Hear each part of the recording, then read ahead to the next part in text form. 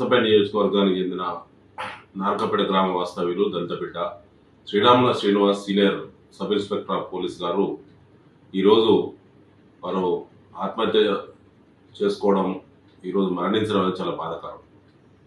వారు చాలా స్పష్టంగా వ్రాతపూర్వకంగా ఫిర్యాదు చేశారు. ఉన్నత స్థాయి పోలీస్ అధికారుల యొక్క వేధింపుల వల్ల, ప్రభుత్వ వేధింపుల వల్ల,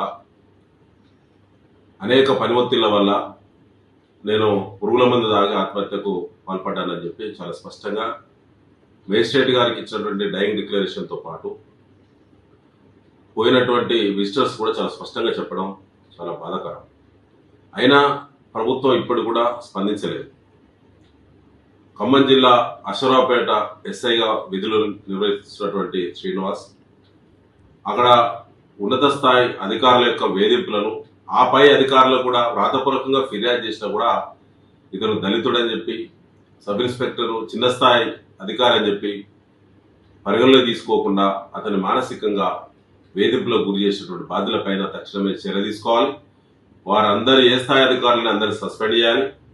ముఖ్యంగా మనది బార్డర్లో ఉంటుంది, ఆంధ్ర తెలంగాణ బార్డర్లో ఉండేటువంటి పోలీస్ స్టేషన్ కాబట్టి వారు ఇచ్చినటువంటి మరణ వాంగ్మూలంలో ప్రాంతీయ భేదాలను కూడా వారు చాలా స్పష్టంగా వారి వీడియోలో చాలా స్పష్టంగా చెప్పారు. దానిపైన కూడా బాధ్యులపైన కూడా చర్యలు తీసుకోవాలి. ఆ కుటుంబానికి వారి భార్యకు వెంటనే పోలీసులు డిపార్ట్మెంట్లో ఉద్యోగం కల్పించాలి. పూర్తిగా వారి యొక్క అధికారుల యొక్క వైఫల్యమే గత 3 నెలలుగా ఉన్నత స్థాయి అధికారులకు వ్రాతపూర్వకంగా తాను ఎన్నిసార్లు మొరబెట్టుకున్నా స్పందించినటువంటి కాంగ్రెస్ ముద్దు సర్కారు ఇవాళ తనను బలిగొన్నది. కాబట్టి వారి కుటుంబంలో ఉద్యోగంతో పాటు ₹1,00,00,000 ఎక్స్గ్రేషియా ఇవ్వాలని, బాధ్యులు ఎంత పెద్దవారైనా వాళ్ళపైన చర్య తీసుకోవాలని చెప్పి డిమాండ్ చేస్తా ఉన్నాం. దాదాపు ఇలా వారం రోజులు గడిచింది.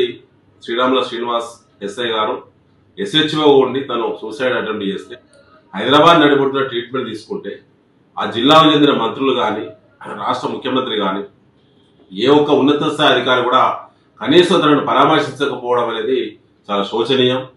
ముఖ్యమంత్రి రేవంత్ రెడ్డి గారు మాట్లాడారు, పోలీసుకు ఫ్రెండ్లీ పోలీస్ కాదు, మన మార్పు వచ్చింది, ఇవాళ ప్రజాపాలన జరుగుతూ ఉన్నది.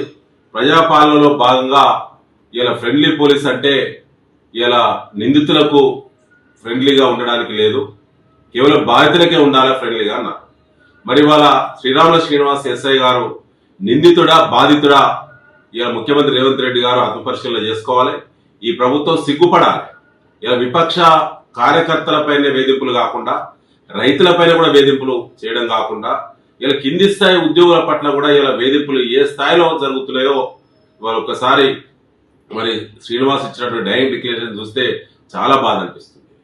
తన పిల్లలు ఇవాళ అనాథలైన్లు, ఇలా దళిత బిడ్డ ఎస్ఐగా సెలెక్ట్ కావడం అంటేనే మామూలు విషయంగా తెలంగాణ ఉద్యమంలో పాల్గొని ఆ స్ఫూర్తితోటి కష్టం ఉద్యోగం సాధించిండు. తెలంగాణ రాష్ట్రంలో సాధించిన ఉద్యోగం ఇవాళ ఆయనకు చిట్ట చివరి జీవితం వరకు కూడా మరి తను అనుభవించకపోవడం చాలా బాధాకరం. దానికి ప్రభుత్వమే బాధ్యత వహించాలి, ఆ కుటుంబానికి న్యాయం చేయాలి. దానికి సంబంధించి మరి ఉన్నత స్థాయి న్యాయ విచారణ కూడా చేయాలని చెప్పి బీఆర్ఎస్ పార్టీ డిమాండ్ చేస్తాం.